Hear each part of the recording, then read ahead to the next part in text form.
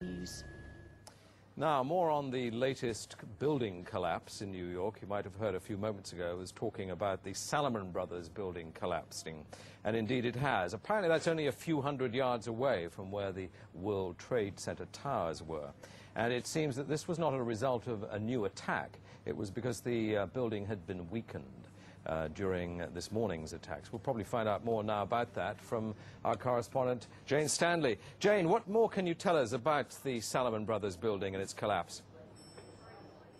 Well, only really what you already know. Details are very, very sketchy. There's almost a sense downtown in New York behind me, down by the World Trade Centers, of just an area completely closed off as the rescue workers try to do their job. But this isn't the first building that has suffered as a result. We know that part of the Marriott Hotel next to the World Trade Center also collapsed as a result of this huge amount of falling debris from 110 floors of the two twin towers of the World Trade Center.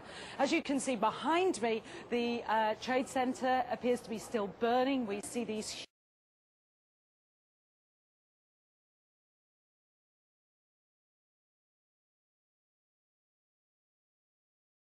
huge clouds of smoke and ash, and we know that behind that there's an empty piece of what was a very familiar New York skyline, a symbol of the financial prosperity of this city, but completely disappeared now, and New York is still unable to take on board what has happened to them today.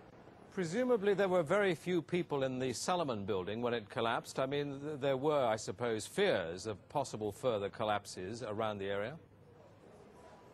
That's what you would hope, because this whole downtown area behind me has been completely sealed off and evacuated, apart from the emergency workers. That was done by the mayor, Rudy Giuliani, much earlier today because of, of course, the dreadful collapse of the Twin Towers of the World Trade Center.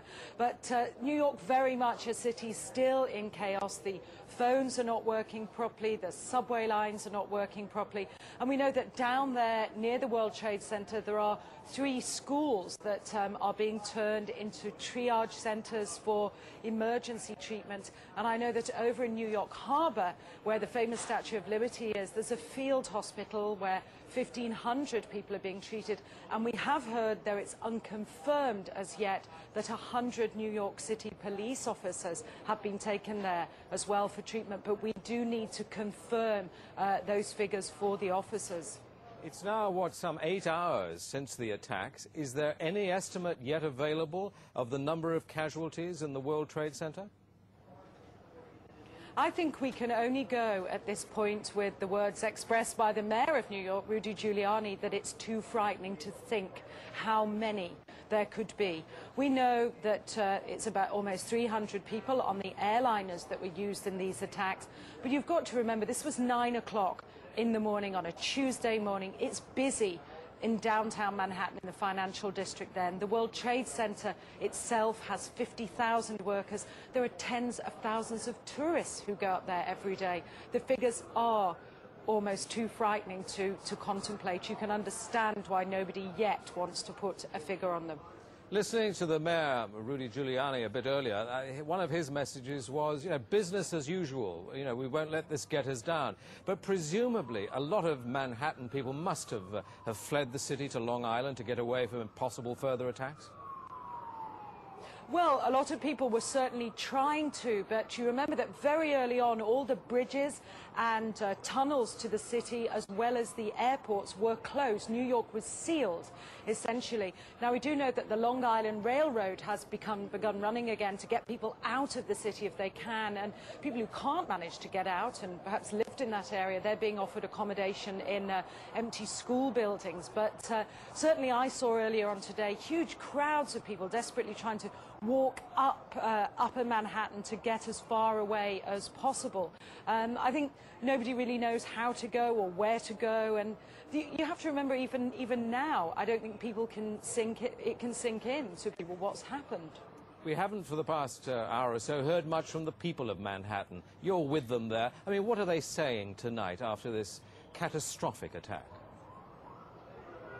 As I said, many just cannot believe this has happened, and I've seen you know, big burly men and women with you know, tears in their eyes today, shaking their heads, wondering what on earth is going on. There was a sense of panic. Our reports from the scene were of people just absolutely horrified. And I've already seen some photographs of that a man took down in the downtown area, and it looks like the aftermath of a huge atom bomb or something, just full of debris and of like a white carpeting of snow from all the dust and rubbish that had fallen.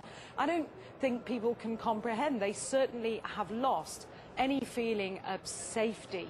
There's still a great pride in the city. People are determined to fight back, but a great sense of shock and loss. People keep looking at the sky, for example, where you can see the plume of smoke and say, when that's gone, it won't be there anymore. Our Twin Towers won't be there.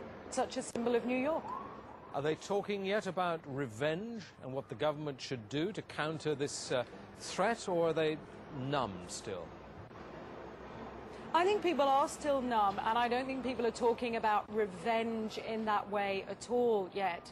I think people are still too traumatized. We don't know how many people have been killed.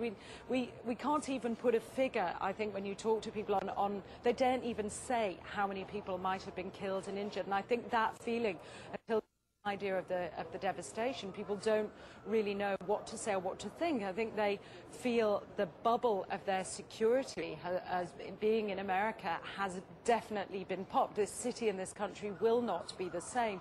But they don't really know where to turn. That's the very sad thing. I think there's going to be a lot of very, very traumatized people that has hit them very, very hard.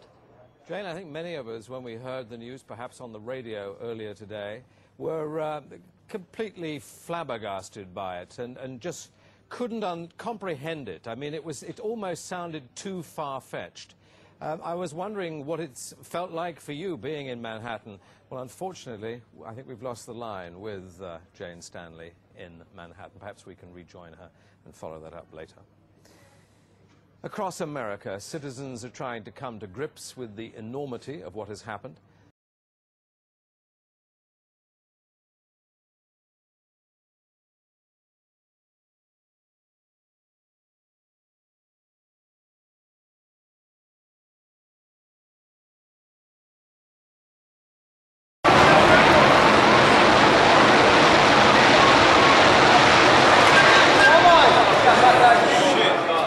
Gone, man.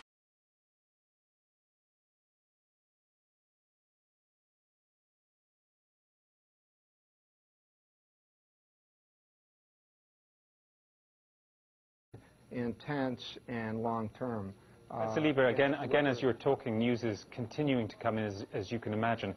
We're now being told that yet another enormous building in New York has collapsed. It is the 47-story Salomon Brothers building, which was situated very close to the World Trade Center, right there in this financial capital.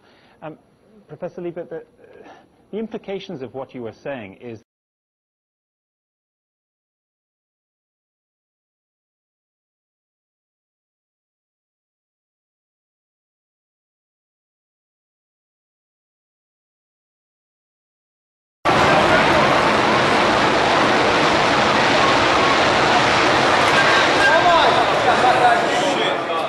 Gone, man. Again, what you're seeing are high shots. Now, here we're going to show you a videotape of the collapse itself. Describe that. Now we go to videotape the collapse of this building.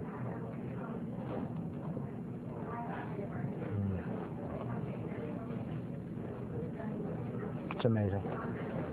Amazing, incredible, pick your word. For the third time today, it's reminiscent of those pictures we've all seen too much on television before, when a building was deliberately destroyed by well-placed dynamite to knock it down.